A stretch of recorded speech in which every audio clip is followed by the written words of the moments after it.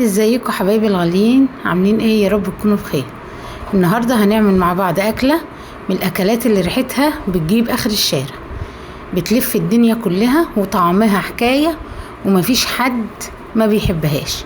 هنعملها بطريقه مختلفه وبطريقه جديده تخطف القلب قبل البطن، وشكلها وريحتها تحفه والطعم بتاعها حكايه. هنبدأ النهاردة مع بعض هنعمل الكفتة والطحينة وسلطة الكفتة الجميلة اللي من غير طماطم ولا اي حاجة عليها، هي بصل بالخضار والتوابل بس صدقيني اعمليها بنفس الطريقة وهتطلع معاكي حكاية. قبل ما نبدأ نعمل الفيديو ما تنسيش تعملي متابعة ومشاركة للفيديو وتعملوا لايك حلو زي كده للفيديو. هنجيب بصلتين كبار عليهم قرنين فلفل وهنحطهم في الكبة، عليهم نص معلقة من الملح، نص معلقة الملح عشان تنزل المية بتاعة البصل. هنبدأ ننزل بهم في مصفى ونحطها في طبق ونبدأ نصفي المية. اضغطي على البصل كويس، نزلي منه كل المية اللي فيه.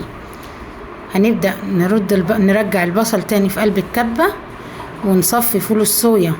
احنا ناقعين مج فول صويا كبير في قلب المية السخنة، نصفيه كويس ونحط عليها ربطة بقدونس، ونبدأ نضرب الخليط كله مع بعض في قلب الكبة واضربيه كويس.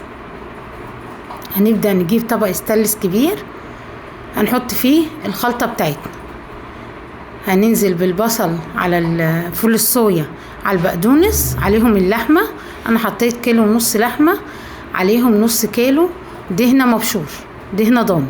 جبت نص كيلو دهن ضاني ما كانش مفروم بشرته. حطيت معلقتين كبار توابل كفتة مع معلقة كمون مع نص معلقة فلفل مع نص معلقة ملح، ظبطت الملح بتاعي. وهنبدأ نكور الكفتة كده زي ما انت شايفة ونحطها في قلب الكيس، وابدأي اعمليها بالسكينة، هتطلع معاكي حجم واحد وهتطلع جميلة وطريقة سهلة وسريعة ومش هتاخد في ايدك وقت خالص. هكمل انا الطريقة اكملها ونرجع نوريكم. طلعت معانا بسم الله ما شاء الله كمية كبيرة زي ما هتشوفي معانا دلوقتي. واحنا بنجهز كده هتبدأي تولعي الفرن عشان تبقى النار عالية معاكي على ما تخلصي. زي ما انت شايفة بسم الله ما شاء الله ادتنا الكمية دي. هنبدأ ندخله الفرن ونبدأ نعمل مع بعض سلطة البصل. جبت بصلاية كبيرة قطعتها جوانح، عليها نص ربطة بقدونس اللي فاضت معانا، حبة ملح، حبة فلفل اسمر، وحبة كمون، وحبة بابريكا، ومعلقة خل كبيرة، وحبة مية صغننين. وقلبي مكتريش المية، هي بس يا دوبك عشان تمشي معاكي المعلقة كده وتدوب الملح. هنركنها على جنب ونبدأ نعمل الخلطة اللي هنحطها على الكفتة. حبة زيت صغيرين مع حتة من اللية الضاني، وقلبيها واستني على ما تسيح معاكي.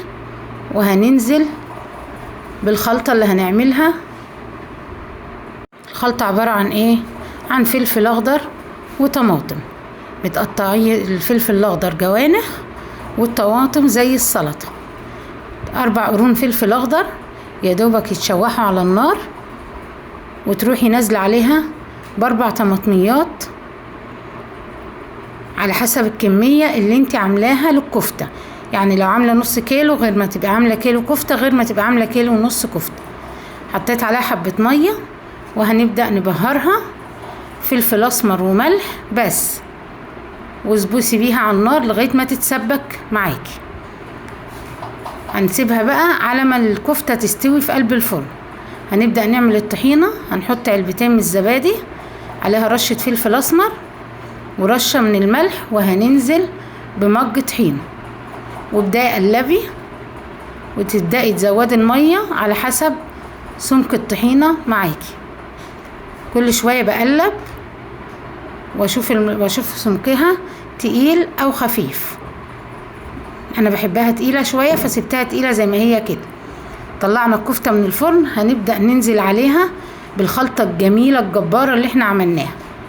وادي الشكل النهائي معانا بألف هنا وشفا.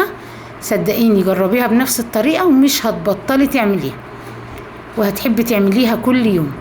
بألف هنا وشفا على قلبكم حبايب قلبي، وما تنسوش تتابعونا. والسلام عليكم ورحمة الله وبركاته.